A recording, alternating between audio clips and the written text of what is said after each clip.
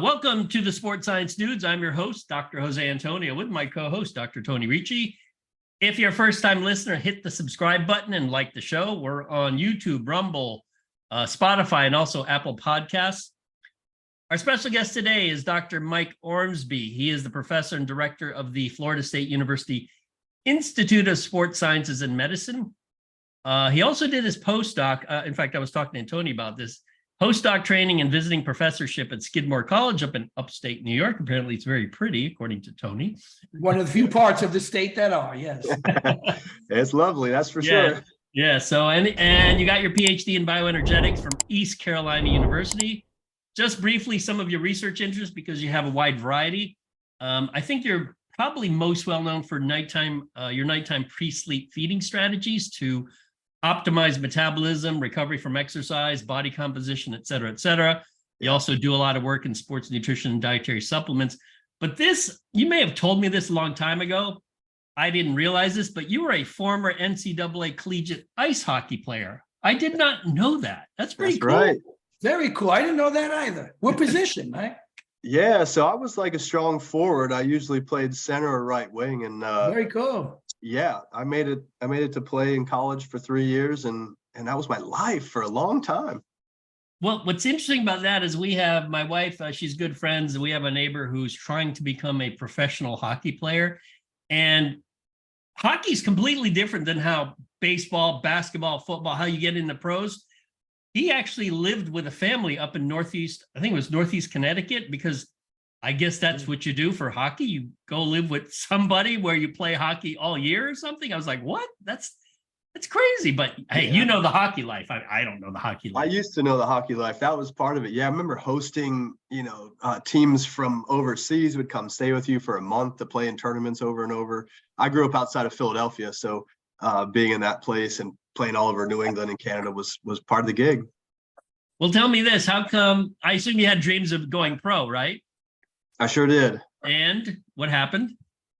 Well, one day you realize that you're not as good as you thought you were. I had a great career. I played Division III ice hockey, so that was the cat for me. And then I coached for a long time, so I love Very that. cool. And around that time, I was figuring out I wasn't going to be a pro athlete, and I fell into exercise science and started those classes and nutrition classes, and that sort of took over for me and said, if I can be close to greatness, that's going to be my angle at this point. You know what's interesting? It seems like all of us at one point or another were frustrated athletes, and we decided, you know what? I think I'm going to study this stuff to figure out why the hell we're not up here. All these other guys are. What the hell? What do they have that we don't have? So it's amazing. The effort was there. It was just some people you'd go play, and it was just, and they made it look effortless. And I'm over here dying on the side, and these people are just so good. It was pretty eye-opening to go play at that level. And you think D3, that's whatever, but you still have Division I players who don't want that life playing Division III, and you see the skill level that it takes, and it's pretty incredible. Yeah. that's amazing. And also, not in addition to hockey, you've also done the Ironman triathlon twice. Half Ironman. Let's get it straight. I don't need the 70. Yeah. Okay, the half. The okay. 70.3. Yeah, I did the 70.3 twice, and I asked my friends who've done the full if I can count that as one full Ironman. They said not a chance. So the half is what are the numbers in 13 on the run? Right. Yeah. So it's just like basically the half of every distance. So you end up swimming 1.1 on the swim, or yeah. So you swim and then you bike your 56 or whatever it is. Yep. Yeah. And then you end up doing your half marathon. So I've done several half marathons, but never without swimming and biking before it. So I don't know how I would do anymore. But then we had our children, and my emphasis switched, and I decided not to train for 6 hours every day on the weekend, which was a purposeful choice, but get back into strength and power and just try to be fit for any occasion. Like if I want to come down and see, I want to be able to paddle with you and not completely die, or I don't think I'd ever try to roll with Tony, but maybe you could show me some things sometime. I'm okay, Dad. That I know a little bit about. Like you work on my tank, and I'll work on that with you. I love it. Well, tell us, Mike, tell us a little bit about, you're well known for doing the initial pre-sleep feeding strategies. And, sort of from a pragmatic point of view, it's how do you convince people, one, to just, hey, you got to eat a little bit before you go to bed. Whereas for a lot of people, like for me personally, if I eat something, I got to be up for a while. And the idea or thought of consuming, especially protein, because protein, let's face it, I'd rather eat sugar, a piece of apple pie than, have a shake. Walk us through how you got to that point where you're like, you know what, let's look at the pre-sleep stuff. Yeah, it's kind of a good story, actually. When I got my job at Florida State back in 2010, I kept being told you need a pattern, you need a stream of research that's consistent, and you're in one lane and you're the expert in that space. And being a sports nutrition person at a big R1 university was a little bit intimidating because I didn't know which route I'd be able to go and if I could even maintain a career doing the things I'd want to do. And I decided to just go for it because I thought if this isn't what they want for me, I'll find that out quickly, and then it's not the right fit. So let's just go for it. So I started looking around, and at that time, Biggest Loser was kind of all over TV, and they were always saying, stop eating at certain cut points to lose weight. So it was like 6 p.m. or 7 p.m. It was these early time points. And I started looking at the literature because as a former athlete and some friends who were bodybuilders, they ate all the time and were absolutely shredded. The best, most fit individuals, men and women, were eating at night. Like they would have eggs or cottage cheese or a protein shake, or even go back to leftovers from dinner and just have it again. And it just didn't match up. So started looking, there was very little out there feeding something that was specific. I'm not talking about huge meals or people with nighttime eating syndrome or workers who work overnight, shift workers like that. There was some literature in that space, but nothing for sport or body composition or health if it was purposeful eating, particularly protein, which I was kind of always interested in at that period. And so right about the same time we started, work out of Luc Van Loon's lab began in that same space. So for almost 10 years, we were the only ones doing that kind of work, which was really cool. And he has some techniques which are amazing. So he was doing all the muscle protein synthesis, all of the kind of hardcore techniques. And we were doing a little more of the applied work, a little more of the body composition change, metabolic change, and really, I don't know, for me, outcomes that people really care about and can sink their teeth into, which got a lot of attention. So we got picked up by magazines and news outlets. And it just seems like it's a fun way to get your research out there, because other than you two who might read my article, maybe it doesn't make the media. And I read them. Yeah. Okay. I got one. Wait, let me ask you a technical question that deals with you mentioned Luc Van Loon and some of the muscle protein synthetic stuff he did, whereas you were more interested. We call it the applied stuff, but I call it the more important stuff, because there seems to be, and I want your scientific and maybe just sort of a general opinion about the value of looking at these acute changes versus what I consider much more important. Well, does it help performance? One, does it improve body composition? Two, and three, is there some other metric that says this is better? Because to me, I think a lot of people get lost in the muscle protein, the acute muscle protein synthetic data. And I don't know how applicable it really is. What do you think of that? Yeah, I mean, there's so many people who make a point that because MPS went up because of anything, that's what you need to do.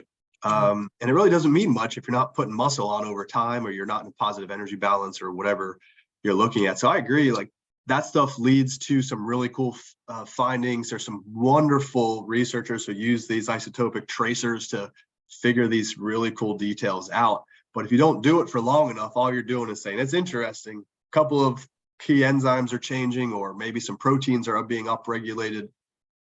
But someone once told me that, upregulated proteins don't win gold medals. That is true. There are no gold medals for, hey, I had the highest MPS, damn it. Yeah. So over time, it's really important to see what happens. And so our work started in this nighttime feeding space. And again, we do a lot, but this is just kind of what we're most known for. We started in that space looking at some acute things like, can you eat before bed what does it do to your sleep? What does it do to your resting metabolic rate? These are tools I had in the lab. So it was very simple to design some of these. And so when I had these, the availability of that, it was like, okay, I've got friends who sell these products. Let me see if we can go after getting products. And then it went to, okay, let me go bigger. Let me see if I can get grants from external organizations. And the work just kept getting picked up. And it became this stream of research where we tried different populations. We tried men, we tried women, we tried young, we tried old. And believe it or not, we're still working in this space because new questions keep coming up, even though I'm going on my 14th year at FSU, and we've been doing at least a study a year, at least on this stuff over that period of time. Wow, that's amazing that you've kept that one avenue. And I'm sure you run into this because I run into this as well, that despite the fact that you do all this other research, people always ask you about pre-sleep protein. That's true. Actually, I stopped speaking at several conferences for a little while because I was saying the same thing over and over. And I was like, no one's going to come anymore. I need to wait and get some more data to go back and do this again. Well, let me ask you this. So in terms of pre-sleep feeding, let's talk about casein versus whey versus plant-based proteins, and whatever assessments you do that matter. Talk about those three proteins and how they might impact what happens the next day. Okay. Well, we'll do like the Tarantino thing on this. It doesn't matter. So that's it. Now let's go back and figure out how that happened. Okay. No, that's good. Hey, sometimes the punchline is more important. So yeah, that's the punchline, but it didn't start that way. And it took a long time to figure out. We started giving people carbohydrate as the comparator or a non-nutritive placebo. And that was kind of hard to do at first because you had to decide, do I need another group? And that's a lot more expense to do these things. But we either had carbohydrate or nothing as the comparison or both. And then we usually did whey because we had access to it. And then we started adding casein because casein, is kind of known for its kinetics. It's the slow release protein everybody talks about. So it kind of made sense at night where you might want several hours, 7-8 hours of time for maybe this drip of protein, amino acids into your bloodstream. So that was the theory behind it. But I remember talking to Luke, because Luke Van Loon, we had a ACSM presentation together years ago where we highlighted all this stuff, probably around 2013, 2014. And I said, are you seeing a difference with whey or casein? Like, what are you seeing? Because I'm not seeing much of a difference. And we started hypothesizing, just sitting there in some chairs, like, hey, maybe it's because you're laying supine, or maybe the acidity of your stomach is just slightly different at night, that it doesn't really matter as much in the evening. And so our data for several years were just showing that protein, whether it was casein or whey, had a small advantage for things like perhaps body weight or fat loss over 4 or 6 weeks in people who were already obese. So they had some wiggle room to go. Metabolic rate seemed to be slightly better if you ate anything, carbohydrate, whey, or casein, instead of a placebo. So eating anything seemed to upregulate your resting metabolic rate through the night and into the next morning.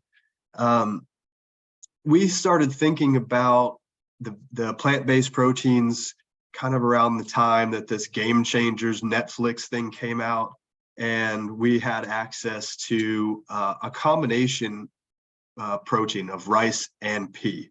And so we wanted to make sure we had it as best we could lined up with its amino acid profile to compare against whey protein isolate, as well as some other things we were looking at. That study where we started using plant-based proteins was in middle-aged men. So like, we all could do it, guys. We'd get in here and we would do some, it was 150 eccentric only exercise, leg extensions and flexions. So it was a protocol that was published, but unfortunately we ended up having 2 participants in the hospital with rhabdo. That didn't turn out well. So the study got canceled, and we had— were these trained individuals or untrained or moderately trained? Yeah, they were trained, and these 2 individuals were probably the most trained of everybody that we had. They were highly fit.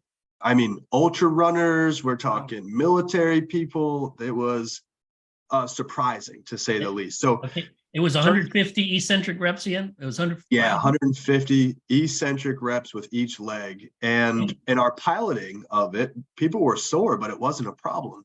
And so we were very surprised. And so we did the right thing. We had to stop the protocol and we shut it down, but we had 6 people roughly per group at the end of that. So we wish we had more like 8 or 9, but we were still powered appropriately for some of our outcomes.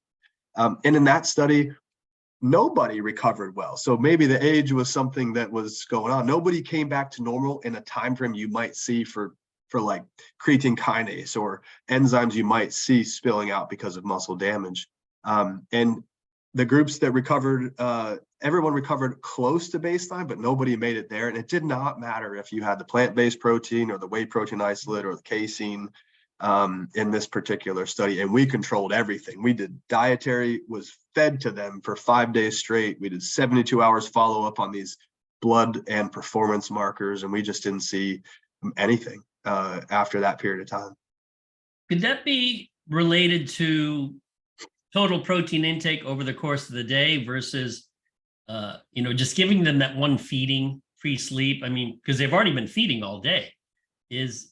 I guess unless they were hypocaloric, would it have mattered more? And I mentioned the hypocaloric part because Tony works with fighters who there are times in their training where they have to just eat a lot less and recovery becomes an issue.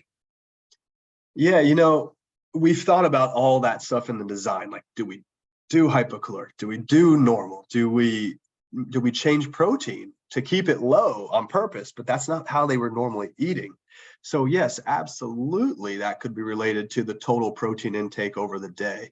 And that's probably the biggest knock on pre-sleep feeding is, couldn't you just eat that some other time of day and it'd be fine? I know you've done one of these studies, Joey. There's a lot of data now, and actually the last 3 or 4 papers I've published have shown no difference if you have it at a different time of day. So what I've shifted my mindset for this and my recommendation, I guess it used to be more fully like, do it.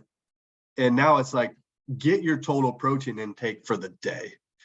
And if that nighttime feeding gives you a little opportunity to get to your number that you're looking for, it's a great opportunity.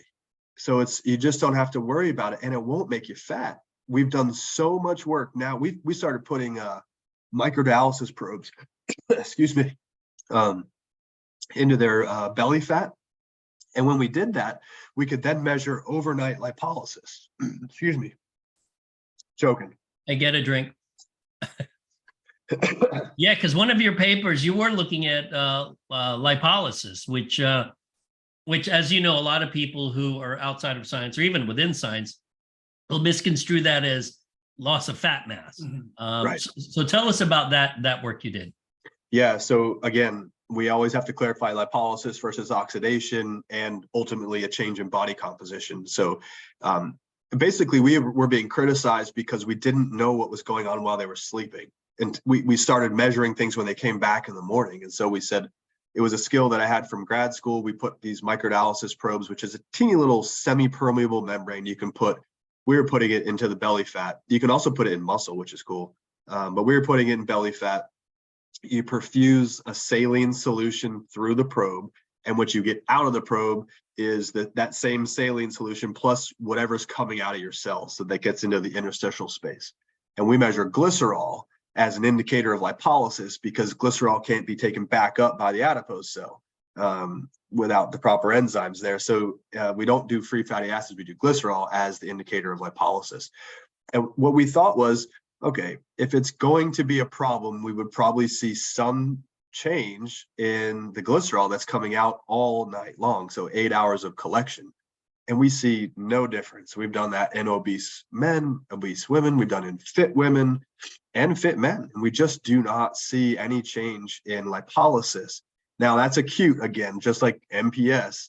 But the longer term studies we've done have shown actually a benefit to fat, the direction of fat change, not a statistically significant deal, but the direction of fat change would be one we would all choose by consuming this protein before bed. You Mike, said, can I just, sorry to interrupt you, just to stand it up, can you give us an estimate on the bolus, how much protein was being taken in when you did that approximately? Yeah, we started with 25 grams in our first studies. It moved to 30, it moved to 35. And now, because of all the work that Luke's group has done and Jorn Trommelen have done with their work and with the muscle side of it, they're recommending 40 grams to be given. But their latest paper went even higher at 45 grams. And so this keeps going up and up, but 40 grams is basically what we recommend because there's such a long period of time between consuming it and trying to have it work for you. Whereas normal studies would give you less, but they're measuring MPS for 2 hours. This is, 8 hours later, you're trying to see a difference, and they do. They still see it upregulated with that 40-gram dose. So we haven't fed that much until our very recent studies, but that's really the gist of it. And athletes don't do it. So when COVID hit, we decided to shift gears because we couldn't do research in the lab. And so we got a grant from the Whoop company. They make those tracker watches. And we put them on 500 female athletes all over the country at 4 different universities. So it was us, Chapel Hill, South Dakota State, and University of Nebraska. And so with those data, we were able to see what those athletes were consuming before bed, because Whoop sends like a push to their phone and it asks them what they were eating. Well, from our data, which was not great in terms of like compliance, but when we saw it, these women were only having 7 grams of protein before bed. We looked again at the literature. There's a huge Dutch study that exists that showed that their studies in men and women, only 8 grams was consumed before bed compared to the 40 that is generally recommended. And so right now we're following up on that to do a study this fall where we're going to feed our athletes for several days in a row, specifically higher protein doses. What food is 7 grams of protein? It was all over the place. So that was just on average. It was like, it was whatever they were regular eating. We didn't intervene. We just looked at the data after the fact. So, it could be whatever they had. It could be candy bars that had something in it. It could be pieces of this and that. But, of 500 athletes, we ended up with usable data from, I don't know, maybe 25 people. Wow. Boy, I hope they were at some point getting more than 7 grams for every other meal. Yeah, exactly. So this, because it was all retrospective, there are limitations all over the place, but it did give us some insight. We're doing a follow-up with some other colleagues for just basically characterizing oral contraceptive use and percentages that people are using and not using in the US, because there's not great US data in athletes. So it was a cool data set, but for the pre-sleep feeding part, it just showed us that either there's not a lot of education around that, or they're just under consuming. However, we don't know what they ate through the day. So they could have been hitting their targets earlier in the day. We just don't know. So in reference to whey, just in summarizing it, whey, casein, or plant-based protein, doesn't matter what you consume before you go to bed, even though theoretically I would have thought casein might be better, but hey, that's why you do the research. Casein's not better. Yeah. So just probably 2 weeks ago, it was Jorn Trommelen and Luke Van Loon's group put that paper out, and they directly compared those and the kinetics. And it's like, once they did area under the curve, it was the same. So the profile looked how you think it would, but because of that, they think it just washed out those effects. But they did see no change. They didn't see anything. So no change between those two, and you can use either one. Can I ask one question pertaining to this too, Mike? So, yeah. By the way, I mean, for years too, when I was sport nutrition class, when I was at LIU, which was a prerequisite for the FISSN, I would go over your research with my students all the time, and it's favorable too, right? I mean, even for general population, hey, here's some good news. You can eat some protein at night if you're really hungry and probably not have any negative implications. The one thing I'm wondering is, so we have that protein, let's say we take a 40 grams and the thermic effect is relatively high, right, with the protein digestion. Do we know if there are any negative implications on sleep because of that? So we might increase, right, core temperature a little bit due to that digestive cost, and that might run contrary to what we need to do for sleep. Is that correct, or am I speculating? Yeah, very good question, and it's really a hot topic right now as the whole sleep literature base is just exploding right now. So I saw major organizations on social media saying, do not eat before bed. Whoop put that out, and we're doing the studies with it. and we didn't even show that. So, and I also saw it from other places, and I comment on it because I'm like, we don't know that. You can't just say that broadly. What that applies to, Tony, is a large mixed meal. Okay. If you have a big meal that's mixed macronutrient before bed, there are sleep disruptions. Got it. All right. Or if you know you're going to get gastric reflux, don't eat. Right. All right. So the other time I did a talk and a dentist got on and said, what's it do to your teeth having that in there? I'm like, oh, well, they brush your teeth. I don't know. So, but the sleep question is there. And so right now we're starting these series of studies where we're going to look at caloric threshold, because there are also data that show in athletes that higher protein levels before bed actually improve sleep, reduce sleep latency, like the time to fall asleep, and also reduce wake episodes. And that's from some Australian research that came out fairly recently. Then there's a big meta-analysis that showed high or low glycemic carbohydrates or high protein helped sleep. So maybe it's a caloric cutoff. I don't know if it's, you're talking 40 grams of protein. That's not a huge calorie load. And so what we designed was a great study. We need to get it funded still, but it was an ice cream study. And we were going to do calorie loads milkshake, so you couldn't tell how much was in there, and just do like 200, 400, or 600 calories before bed and see what that did to sleep with polysomnography and comparing to the Whoop band. Really cool design, but funding fell through at the last second. So what we're moving to is a little more traditional design, but our full outcomes are going to be sleep and not performance and not metabolism. And that study hasn't been well done yet. So we're hopeful to get in front of that with elite female athletes this fall. Yeah, and that's fascinating. I to know that it's the presence of all three macros that might propose a greater effect on a negative implication than just the protein. Yeah, I think it could be the calorie load though, Tony. It could be the thing driving it. And I'm just not sure. But I know, Joey, you opened up saying you wouldn't want to eat before bed. And I'll tell you, if you know also that drinking a big glass of something is going to make you wake up to urinate, maybe you don't want that approach. So it's going to be individualized. Can you handle it? Does it make you wake up?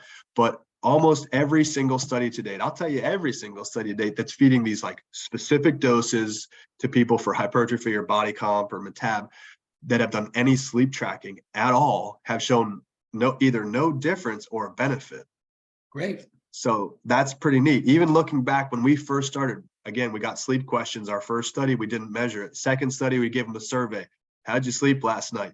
And they said no different, but then now we're starting to track it and figure out like what's actually happening. Well, hey, staying on the pre-sleep feeding thing, you did some interesting work on pre-sleep low GI index modified starch. I love when you focus on performance issues. You looked at male and female endurance athletes. Tell us the etiology of how you came up with the question, why you think it was important, because I'm always around endurance athletes. I mean, my wife is a national class cyclist, and when you listen to conversations among these individuals, no one ever talks about eating anything before they go to bed to improve performance the next day. That's a conversation I've never heard. So how did this come about? So the first time I thought about this, it was 3:30 in the morning, and I was waking up for my first half Ironman. I said, this is stupid. Why am I waking up to eat at this time? And I knew I was going to have little snacks later on, but I woke up and had like my whole thing that I had planned out, textbook kind of material. And I said, well, maybe there's another way. And so we were giving all these protein things. And I thought, well, we've done work with modified starches before. We had already done 2 papers with these starches that are engineered to be very slow digesting. And they came about, I love it when like the medical crosses over to athletes. So this particular product started from a medical issue for people who had something called glycogen storage disease. And so they can't store any glycogen. So they took this product that had a drip of glucose into their bloodstream so they could do things. Very useful tool for that condition, but athletes saw it just as you would expect and say, ooh, drip of glucose and doesn't do much to insulin. Let me check that out. And so there were a couple of studies that came out before us, and then we started into more real athlete testing and comparing it to products that are on the market already, the ready to go carbohydrate style drinks. And we found like no difference if you gave a low dose of it, but if you gave a high dose of this like super starch, you started getting GI upset. And Wait, what is low and what is high? Define so those we were two. going off of like current recommendations of 60 grams per hour. And that's what you would give of Gatorade or whatever. And the company who makes it recommends a lower dose, which is, they say, because it lasts longer and you're not going to get this GI upset. And so we gave 30 grams, and another group, we gave 60 grams of the super starch. And so we had all three conditions in there and a placebo. So when we compared 60 grams of Gatorade to 30 grams of UCAN super starch, Gatorade won in the performance outcome, but UCAN had a benefit to not having as much GI upset. When we gave 60 grams of each, there was no difference there in performance, but the group who had the UCAN had a higher GI upset. And they were complaining, with these visual analog scales and then just what they were saying from having it. Now, limitation there is they didn't normally consume that product. So maybe if they consumed it for a couple of weeks before we tested it, that might have been a benefit. However, that you get into trouble with blinding at that point, because now you know what tastes. So it's hard to win. Anyway, so the slow digesting starch came into play, and I thought, if we take it before bed, is it slow enough that you can avoid having to wake up at 3 a.m. for a runner or a cyclist who's going to do a race that would require eating beforehand? So something longer than a 5K, maybe even longer than a 10K. And so we had a student come down to an internship with me. We designed the study over the summer. We packed her up with all the products. She went back to her home university and ran that for her undergraduate thesis at her university, wow, which was cool. Really cool. Yeah. And so we had a professor there link up with us. We gave him the whole design, all the stuff, and it worked out really well. But yeah, they took it before bed. We thought maybe the next morning we'll still have an effect with glucose to help run faster. And we did some testing with 55, 65, 75% of VO2 max to see what fuel was being used before we did a 5K time trial.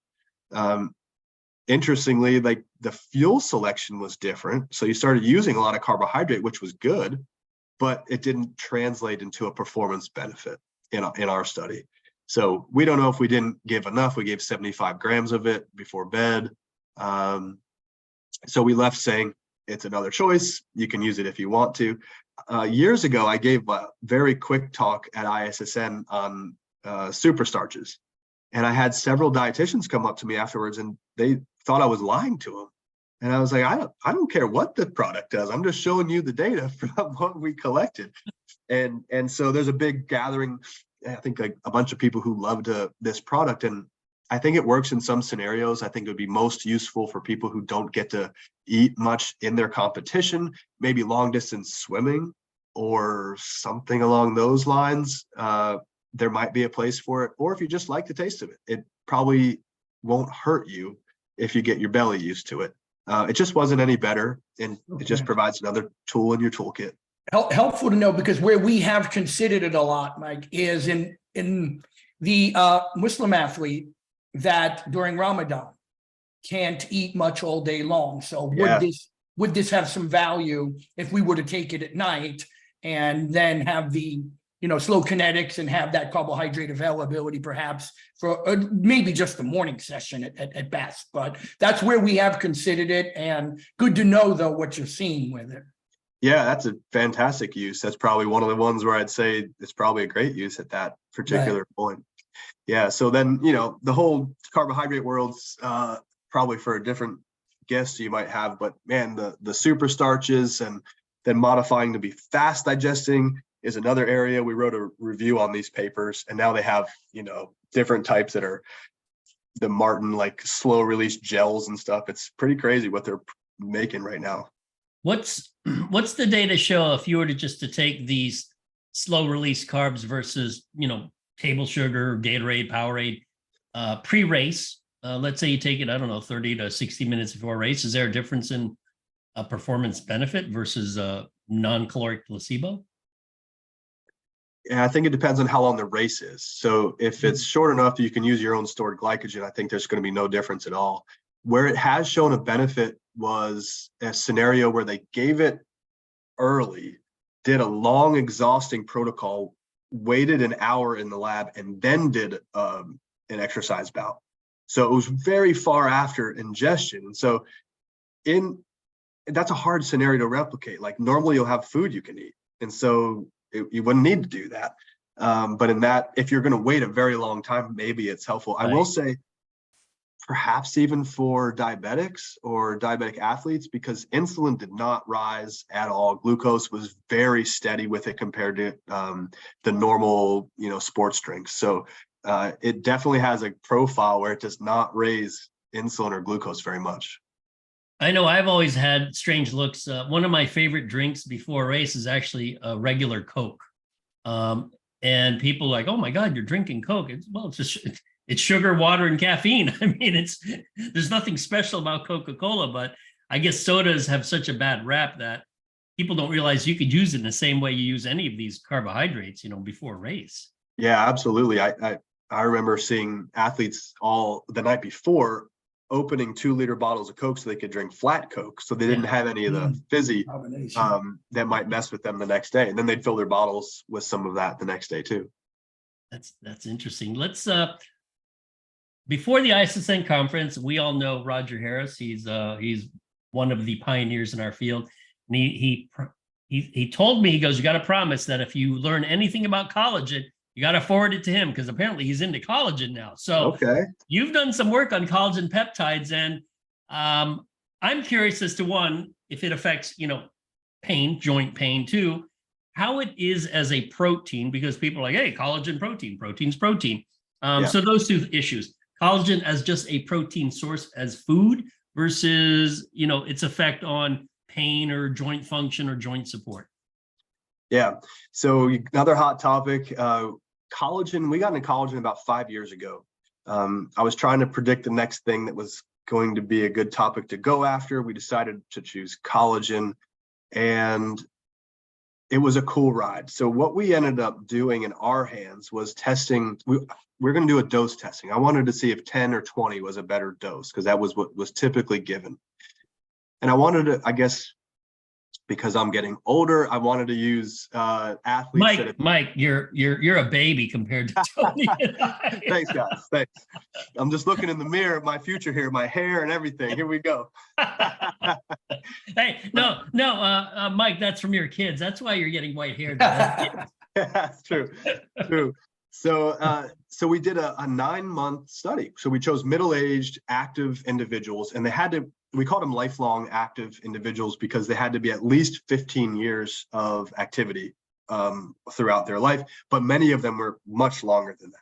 But we had a wide range of people. So some just walked a lot, and some were high-level masters athletes in different sports. So big range of individuals. And so we did 0, 3, 6, 9 months of supplementation of 0, 10, or 20 grams per day.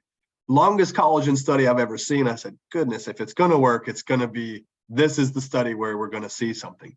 You had to have pain to get in. Sorry to interrupt you real quick, Mike, but I don't think people realize how inordinately difficult it is to do these kinds of long-term studies. They are, in fact, I try to talk students out of it. It's like, you want to do a study that lasts 8 weeks? Are you sure? Yeah. And you're doing one that lasted, it was 9 months, right? Yeah, 9 months. Those are crazy hard to do. So I'm sure when it was proposed, it's like, okay, well, let's try it. Yeah. So 9 months took 4 years. That's wow. How that works. Yeah. Because you don't start everybody at the same time. Right. So it took forever. And all the credit goes to one of my old master's students one of my old PhD students who's now doing her postdoc with Arnie Ferrando. Yes. Dr. Shaloa Kiyevkovsky. And she's fabulous. You should probably have her on for your own collagen show, a whole collagen show. She's really good at this stuff. And it was her dissertation was this work. Anyway, we looked at 0, 3, 6, and 9 months of supplementation, all kinds of outcomes, but we were primarily interested in joint pain. Like it was you take this product, you come back in, you check with us. We had food logs, all kinds of questionnaires, validated questionnaires for knee pain and everything. And at the end of all of that, we found basically two outcomes I think are cool, at least for the general public. One of them was that 10 grams seemed to be the most efficacious dose over 20. Also, the only people who had a benefit exercised the most. So if we dichotomized our group, only the people, and maybe there were a few others, but in general, mostly the people who exercised more than 180 minutes per week, which is not a lot. That's not, yeah. They had better outcomes in terms of joint pain than people who exercise less than 180 minutes per week. So it seems like you have to be active, and you have to take, and the dose for us was 10 grams. And so people say, I've said that before, they say, well, so is it the thing? Are you going to recommend everybody to take it? I don't think I'm there yet. I think it's a cool study. I think it's a long duration study. I think it shows some possible benefit for this population. I think we need more data. We're trying to figure out mechanisms because it's all over the place with how this stuff works. And that's what Shiloh is working on now. In fact, we just are working on a second grant, which will be a collaboration with my group and University of Arkansas Medical School to look at collagen use through ACL reconstruction. So if that carries on, that'll be really cool to see if it helps with coming back to play or return to play after that. So neat, but it seems like 10 grams, take it for a long time to have it work, and you need to be active if it's going to be of any type of benefit. Why would 10 grams work and 20 grams not work or work less? I'm trying to figure that out. But consistently we saw 10 grams being 20 still worked in some outcomes, but 10 just seemed to be better across the board. So it's not that it won't work, but in our hands, the people who had 10 seem to do better than the others. And maybe there's a dose response or we turn off some receptor. I don't really know. We didn't do any of that work in this study, but we are looking at the different proteins that turn on or off for collagen turnover. And that's our next paper we're working on now, one that I hope that will get out this fall at some point. Tony, do you have fighters on any of these joint supplements or collagen? Or I mean, because talk about a group that trains a hell of a lot more. Well, yeah, I mean, that's a consideration after hearing what Mike is discussing now.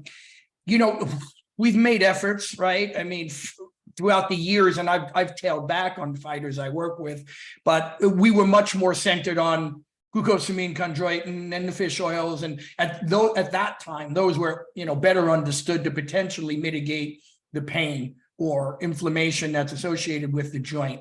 It's becoming more popular now, the collagen proteins, for that reason. I haven't personally tried them, but I think I might, because as an old man who's still doing very stupid things, I might be able to use that 10 grams. Yeah. It's one of those things. I would give it a try, but I'm not going to hang my hat on it just yet that it's going to work for everybody. But that's what we found. Some of those papers will be coming out soon, hopefully, published in the literature. Actually, one's with JSSN, which will hopefully be turned around here pretty soon for a second review. So we're hopeful on that. The other thing is collagen, though, is being bashed all over the place because when you compare it to something like whey for muscle growth, it's not the choice. That shouldn't be compared. You should probably have your dose of whey and your dose of collagen, right, for separate reasons. But then people say, well, how do the amino acids know where to go? Like, how is it targeted to the joint versus these other places? We don't know the answer to that. You don't know, right? The collagen mechanist people will say that it's these cyclic hydroxyproline molecules that are the ones that are doing all the magic. I don't know exactly how it's working yet. We've got plenty more to do in that space. But if you're talking hair and nails, seems like collagen has a lot of literature on it. If you're talking about pain in the joints, there's a growing body of literature. If you're talking about body composition, muscle growth, collagen isn't the protein you want to be using. Mike, do you use any supplements for your joints since you're, up there in age? You're getting up there a little bit? Yeah, my joints are still okay, luckily. So the only one I've taken is collagen, and that was after these studies I decided to try it. So that's just something in part of the daily routine. And again, I'm not sure if it's working or not. So at 10 grams, Mike? That's right. Yeah. And the dose on almost every bottle is 20. So I just cut it in half. Okay. Bottle lasts twice as long. Yeah, I've Yeah, been that's good taking, news there. yeah, I don't take collagen. I've been taking glucosamine for I don't even know how many years now. I mean, I don't know if it helps, but I don't know. I mean, it's not like I have a twin brother as my controls. So I'm hoping it helps. So tell us, we have only a few minutes left, Mike. Since you do a lot of work in sports nutrition and supplements, I'm sure people are always asking, hey, Mike, what do you take, for yourself? Because you've moved a little bit away from the hardcore endurance training, maybe, because, well, first of all, it takes a lot of time. Focusing more on resistance training. What do you take in terms of your supplement regimen? Yeah, so my routine is creatine and a multivitamin that I take on the daily. And then with the collagen, having a lot of access to it is helpful as well. So, makes it easy. Those are the three that are standard. The only other things I'll pepper in sometimes would be magnesium, sometimes a B vitamin on occasion, but I really, really try to eat really well with everything I possibly can to cover my bases on almost everything else. And protein supplementation, obviously. So I take protein supplements, creatine, and then I have coffee. Actually, I used to take like pre-workouts and stuff, but that didn't do me very well, never worked right. So I just have coffee. That's it. Oh yeah, I'm a coffee fanatic. What's your dose of creatine, by the way? 3 to 5 grams. You know what's interesting? Remember, Tony, when we had Scott Forbes and Darren Kandow on, and they said, you know what? That's just not enough. Yeah, I had dinner with Darren at ACSM and I heard the same story. I haven't changed my routine yet, though, so we'll see. But at the skeletal level, right? Skeletal muscle level or periphery, there were benefits, but from centrally, there were not, right? Central nervous system. When we can get a topical creatine, and I can rub it in my head and go right to my brain, I'll go to 10 grams. But if I go to 10, 20 grams, I'm going to weigh 20 pounds more. So I'm out on that. I literally put on 11 pounds with 10 grams. No, thank you, man. I'll stay stupid. Yeah. Well, yeah, Tony's one of those strange characters that, gains muscle mass very easily. So he tries to stay away from the high dose creatine. Well, somebody's got to take the bullet, Tony. Yeah. Hey, I always say this, it's nothing to be proud of, Mike. I'd rather look like Brad Pitt, and be built like a boxer, but that's the one thing God gave me, the ability for induce hypertrophy very easily. Well, take a win with a win. Exactly. Hey, Mike, we got a couple minutes left. Tell us about any new upcoming projects you're doing that maybe you'll present next year at ISSN, ACSM, or whichever conference. So we've been heavily involved with a supplement called Betaine or trimethylglycine. Okay. We started this work back with the doctoral student named Brandon Willingham. I guess it was Tim Zeigenfuss was giving a talk to my sports nutrition class, and he mentioned Betaine. And in his talk, he mentioned about something it could do with bringing water with it, and osmolyte, hydration, but every application that I had seen was more on the body comp, muscle side of it. And my student, Brandon, was interested in heat and thermoreg. And so I called him, sent him a text message like, hey, check this out. I wonder what it does for heat and thermoreg. Is there any literature? Turns out there was a paper on it that showed no result with taking betaine in the heat. That was out of a very good lab. But I asked Brandon to look into it, and he was curious. So he read all this animal research that, they give betaine to animals in hot, humid environments to keep them alive longer in feed pens. Whoa, I didn't know that. Yeah, so it was all over these feed lots, but guess what? They don't take a dose and stop. It's in their feed or it's in their water. Wow. So we looked at the literature, which was a one-off dose, and I said, we got to load this stuff. I think we have to load it. And so we started a series of studies with loading betaine, and then we put them in our heat chamber, and we're seeing what's happening. The first paper of that got a little messed up because COVID hit and we couldn't exercise anymore. So we sat people in a hot, humid environment. And then that paper basically didn't show much, but I don't think we stressed the body enough because they weren't doing anything. They were just sitting there. And so it might be the combination of the exercise and the heat that this might work. Now, we've only tested like 6 people so far. But we're starting to see some interesting things with core temperature staying Wow. potentially lower. And if it works, then we'll start some more research. But the next study is in firefighters. So a new doctoral student, she's fabulous, Lily Renteria. She's going to be a superstar. She's taking this on, and she's going to use this in an active live burn in firefighters to see how all their water shifts and regulation of temperature works. Wow, that's fast. Well, it's fascinating one too. In Florida, where they have races all year, especially South Florida, where it gets super hot. Yeah. If this actually does what you think it might do, that would be huge. That would be absolutely huge. And what's the dosing? What's the dosing? 50 milligrams per kilogram is what we've used in the studies so far. Yeah, 50 milligrams per kilogram. So we got it sourced. We got some grants. We're really excited for that are going to host and let us do all this work. And if it works, I think we're up in a good spot to have preliminary data for FEMA work or future DoD funding. Tony, any final words for Dr. Ormsbee? No, just great stuff, real interesting. I'm glad you were able to shine further light on this, Mike, because like I said, I've utilized your protein research and particularly the nighttime feeding for a long time in class. And I think it's very valuable, not only in athletic performance, but like I said, it's got a major implication on weight management for the general population. People are always hungry at night. Here's some good news. You can have something to eat some good protein, you know? That's exactly it. Yep. It just can't be apple pie. Yeah, we still have to run that ice cream study I talked about. So I'm coming up to Tallahassee for that study. Hey, Mike, thank you so much for appearing on the Sports Science Dudes. It was a great conversation. Tony, thank you very much. And I'll upload this podcast. Give me a couple of days. It'll be up. So thanks a lot. Thanks a lot, gentlemen. Thank you. Thanks, guys. Take care. Okay, bye-bye.